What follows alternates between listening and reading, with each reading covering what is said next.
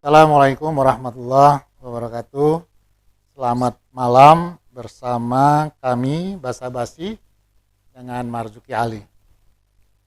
Saudara-saudara sekalian, bagaimana kita ketahui perekonomian Indonesia sesuai dengan pasal 33 Undang-Undang Dasar 1945 terdiri dari 3 pilar. Pertama, pilar BUMN, yang kedua, pilar swasta, dan pilar koperasi.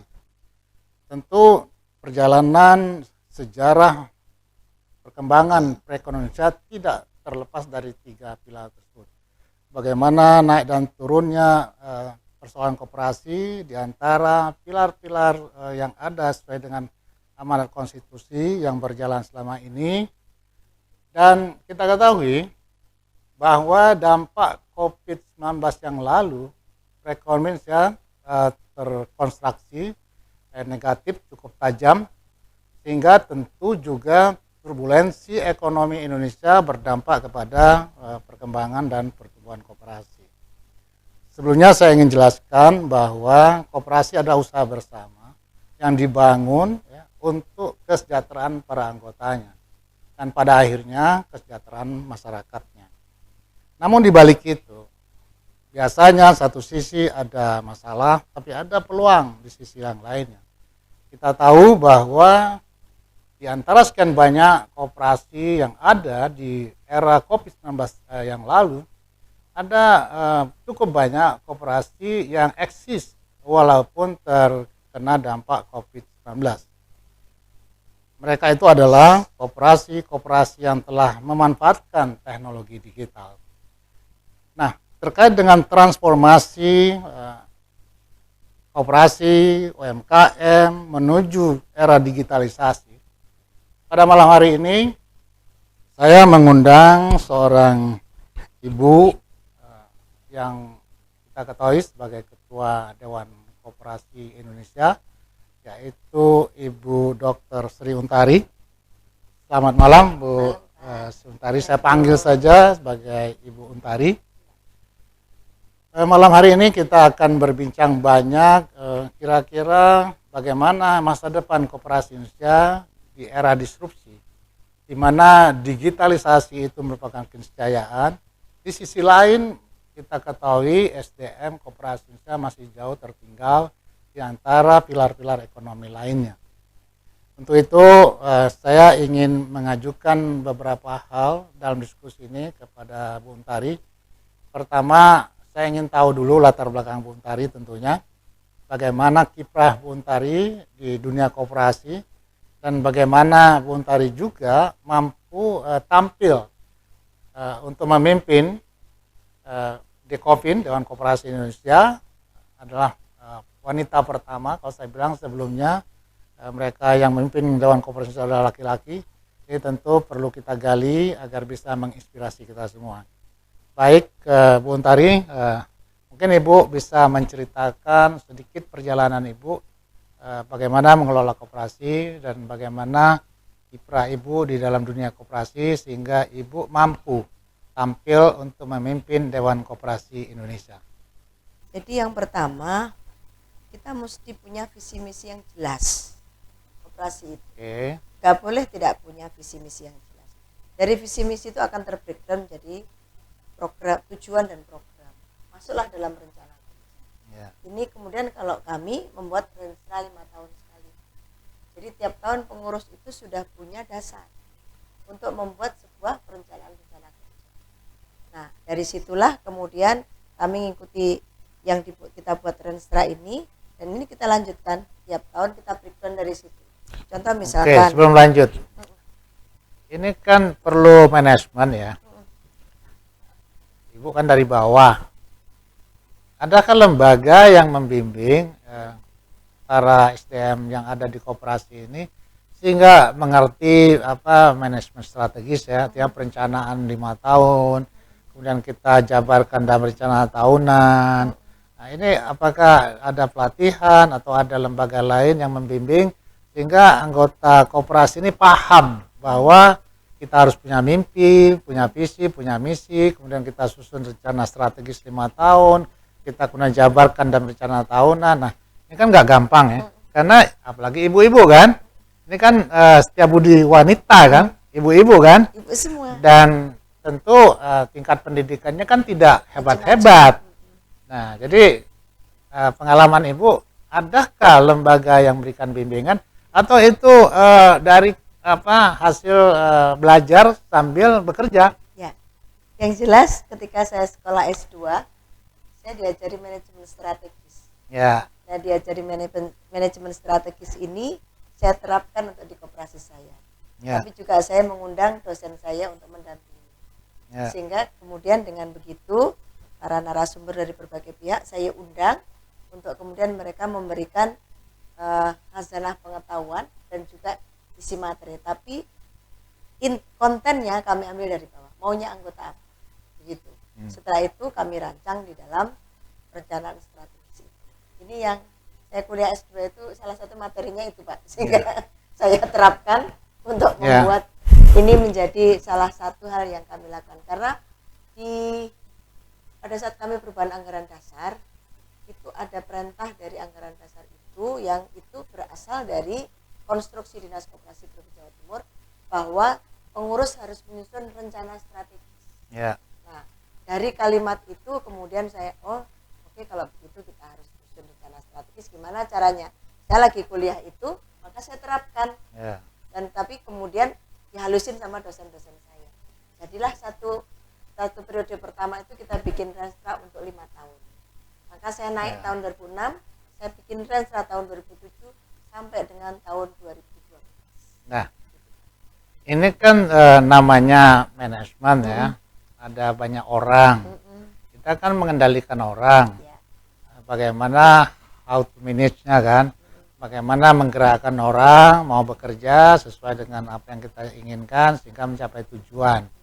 Sedangkan pendidikan tadi kita tahu kan, oke, ibu sudah S2, bagaimana menjelaskan kepada para anggota kita harus perlu ini, perlu ini, karena apa?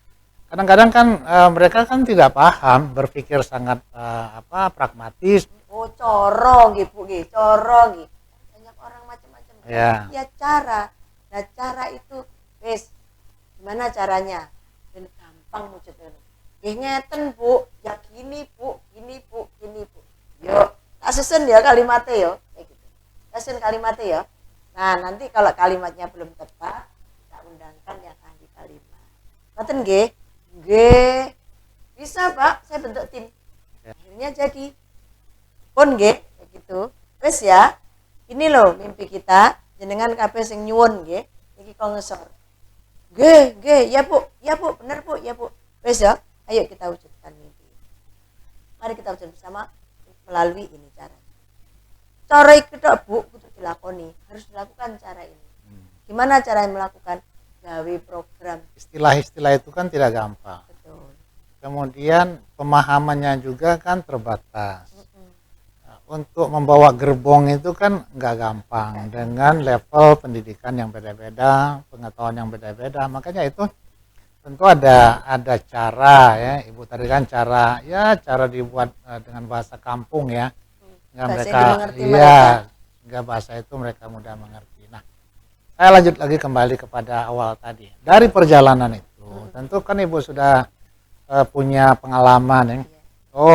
Kita bisa maju karena ini. Nah, kira-kira Ibu bisa jelaskan nggak karena apa? Kira-kira koperasi ini yang tadinya kecil, yang tadinya tidak dilihat sebelah mata, sekarang dilihat oleh banyak mata. Nah, kira-kira gimana Bu? Saya awali dengan tadi itu Pak ya, saya bedah dulu, saya bedah bersama-sama. Saat kami membedah itu, seluruh komponen saya ajak, lalu kemudian saya ajak bermimpi. Setelah itu bagaimana cara mewujudkan mimpi, tapi kemudian saya buka mindsetnya. Ya, kalau membedah itu dalam konteks teori manajemen itu SWOT analysis ya. Betul, pakai itu. Kita ada ngerti harus kita menginventarisir kekuatan-kekuatan kita, kelemahan-kelemahan kita. Kita lihat ada peluang enggak, ada ancaman kan, kira-kira begitu. Membedahnya kan begitu. Nah, input ini kan nggak gampang juga Bu. Kan akhirnya kan keluar dari kita sendiri. Gak gampang loh kalau orang levelnya beda kan, apa yang kita sampaikan belum tentu dia juga ngerti. Oh, poiki, kan kadang-kadang begitu kan. Alhamdulillah mungkin saya memilih bahasa-bahasa yang gampang dimengerti sehingga mereka mengerti. Lalu saya bilang, kalau kita bermimpi seperti ini, kita harus ke sana. Panjenengan mau apa enggak? Ya. Mau, Bu. Kalau mau ikuti cara yang sudah kita putuskan bersama-sama. Satu, kalau kita sudah memutuskan tadi, kita harus komit untuk menjalaninya. Mau enggak komit? Mau, gitu. Maunya seperti apa? Mau tak apa mau sungguhan? Nanti akan kita rencanakan soalnya. Sungguhan, Bu. Oke. Kalau mau sungguhan berarti nanti kita wujudkan dalam bentuk program dan kita laksanakan. Yang kedua harus konsisten. Kalau nggak ngerti manajemen gimana kita? Yang ketiga, Ibu punya kemampuan berkomunikasi. Ini 3 hal ini dulu. Ya, saya mau memetakan supaya siapapun nanti memimpin koperasi itu menjadi ketua koperasi, paling tidak dia punya leadership. Yang dua, dia ngerti teori manajemen. Yang ketiga, punya kapasitas untuk membangun komunikasi dengan anggotanya.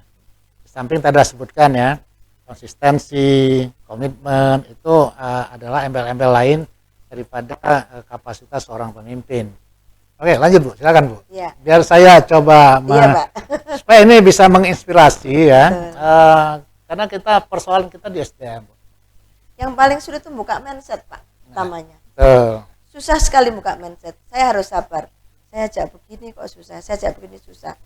Sepertinya mengikuti tapi agak saya paksa. Kalau kita tidak bermimpi untuk menjadi bagus, kapan? Contoh begini, saya bilang. Kita punya cita-cita pengen beli sepeda motor karena anak kita mau sekolah. Tapi kalau kita tidak dengan terpaksa menabung, kita nggak akan pernah bisa beli sepeda motor.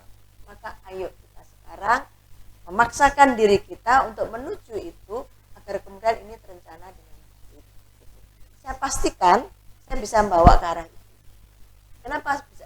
Saya katakan dulu, karena saya bisa melakukan ini. Nah, ketika saya bisa melakukan ini, apa yang saya lakukan, saya sampaikan panjenengan. Cara melakukannya begini loh, gitu. Nah, sehingga semuanya jalan. Pada akhirnya saya tinggal malah nggak mau, Pak. Pendekatan yang saya coba lakukan sampai kepada titik bagaimana menyelesaikan masalah mereka yang paling mendasar itu ternyata efektif untuk membuat seseorang maupun sekelompok orang ini kemudian percaya kepada. Ya, prinsip berorganisasi itu kan ada manfaat untuk anggota. Jadi kalau kita tidak bisa membuktikan kemanfaatan itu untuk anggota, orang kan akan bertanya ngapain saya ikut di sini.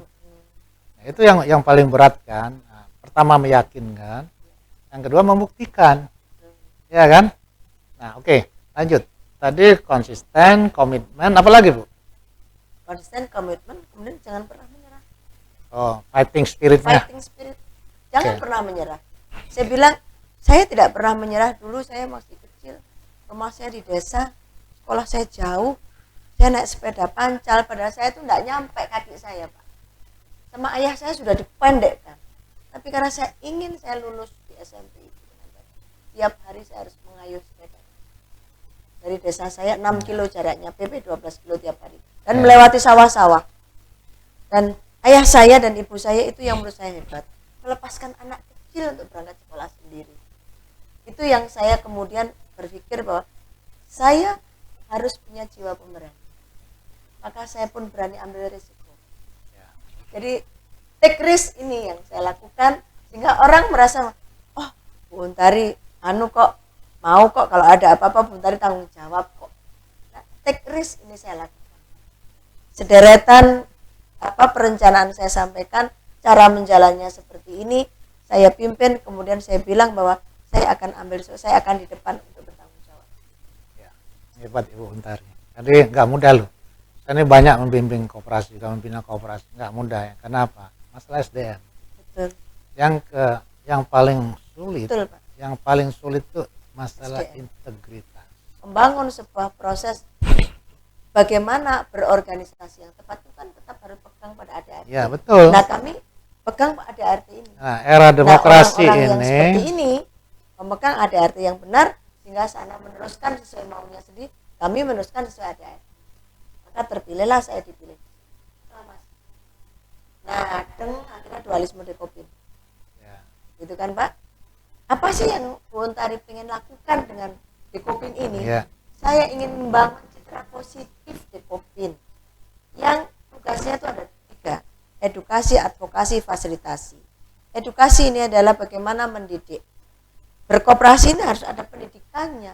Banyak koperasi tidak melakukan pendidikan, dan ini melanggar prinsip koperasi. Yeah. Ini yang saya ingin sampaikan pada teman-teman yang sedang berkoperasi. Lakukanlah ini haknya anggota. Yeah. Jangan dibuang. Karena kalau ini tidak dilakukan, ownership sebagai anggota, sebagai pemilik itu nggak ngerti. Kalau mereka nggak ngerti, mereka mudah dibodohi. Kalau mereka mudah dibodohi, wassalam, akhirnya koperasi itu miliknya pengurus. Ini yang saya nggak mau. Nah, jadi nggak gampang ya Bu ya, karena keberpihakan juga. Keberpihakan pada penguasa, pada koperasi. Ini juga yang harus kita ingatkan. Jangan semuanya mengandalkan pada kekuatan pilar swasta tadi, sehingga koperasi kita termarginalkan. Berilah kepercayaan kepada koperasi untuk mengerjakan kerjaan-kerjaan yang lebih besar. Itu seharusnya kan, sehingga koperasi ini cepat tumbuh dan berkembangnya. Oke, kita sudah cukup lama ya. Setengah jam lebih kita membedah masalah koperasi di Indonesia kepada ahlinya, seorang Ibu Sri Untari, Ketua Dewan Koperasi Indonesia. Mudah-mudahan perbincangan ini memberikan manfaat kepada kita semua, khususnya kepada para pengurus koperasi. Terima kasih telah menyaksikan podcast Basa Basi Marzuki Ali. Terima kasih. Wassalamualaikum warahmatullahi wabarakatuh.